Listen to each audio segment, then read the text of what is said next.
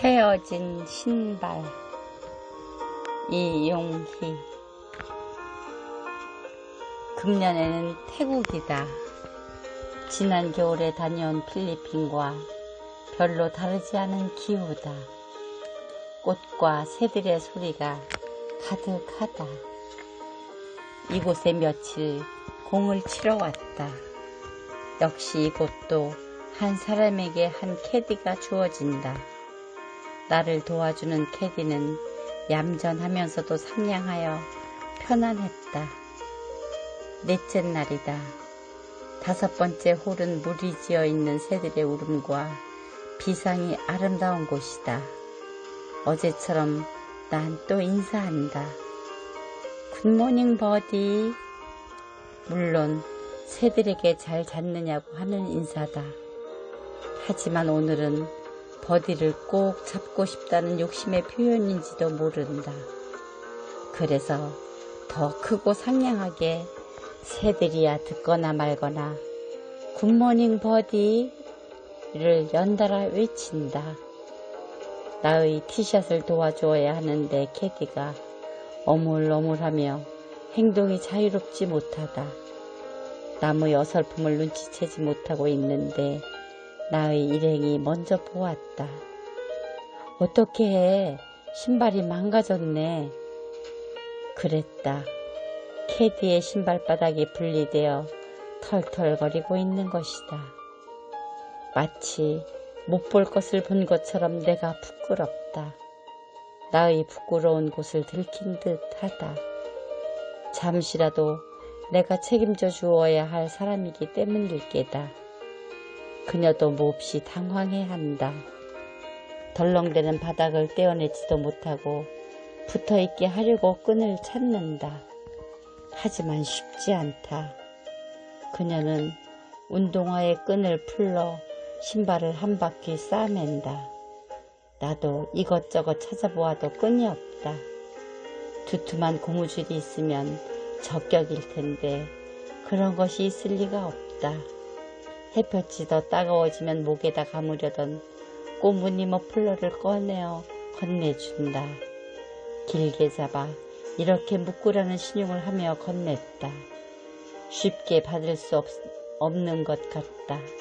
아까워서 안 된다는 신용을 한다. 불현듯 여학생 때 책가방 끈이 떨어져 몹시 부끄럽던 날이 생각난다. 꼭 그런 일은 내가 평소에 마주하면 가슴이 두근거리던 사람 앞에서 일어난다. 그날도 등교 버스에서였다. 늘 책가방 한쪽 고리가 약해서 불안했었다. 그런데 그날 내 앞 좌석에 앉아있는 그 오빠의 앞에서 덜컥 끊어졌다. 들고 있던 가방이 한쪽으로 쏠리고 만다. 당황도 잠시 창피하고 부끄러웠다. 그 오빠가 무릎 위에 올려놓으라고 몇 번이나 청하는 것을 사양했다. 끊어진 책가방을 볼 수가 없었다. 그때 그 가방이 온전하고 예쁜 것이었다면 난 수줍게 그의 무릎에 올려놓았겠지. 그리고 감사의 눈인사를 할 수 있었을 것이다. 보이고 싶지 않은 가난한 보자기에 헤어진 조각이었다. 그것을 보인 듯한 부끄러움에 슬펐다.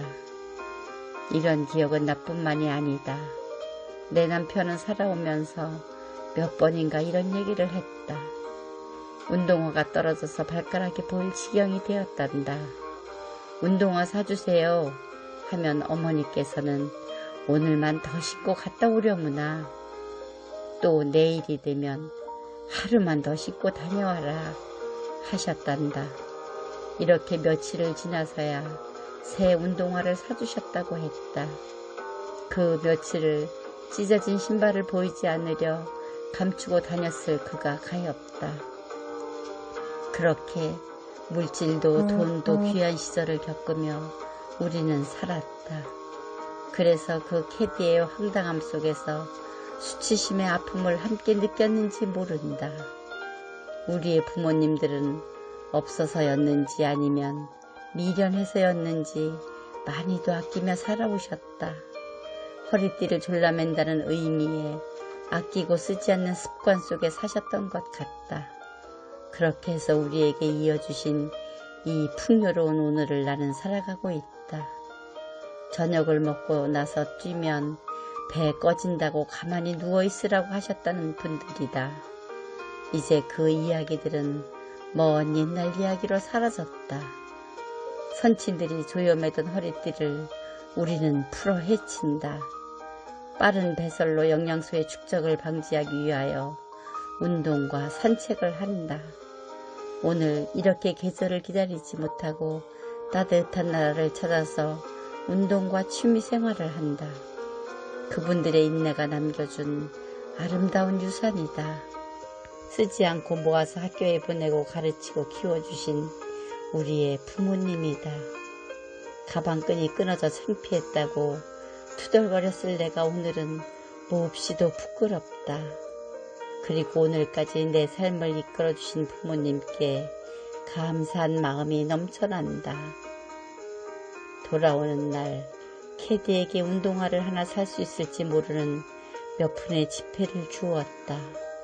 아깝다고 다시 돌려주었던 꽃무늬 머플러도 다시 주었다. 그리고 그녀는 어느 날에는 편안한 모습으로 노후를 보내기를 염원해 본다. 돌아오는 나의 조국, 나의 땅.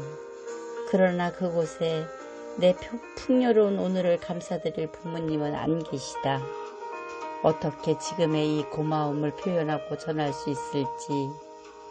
태국의 아름다운 새소리만 귓가에서 떠나지 않는다.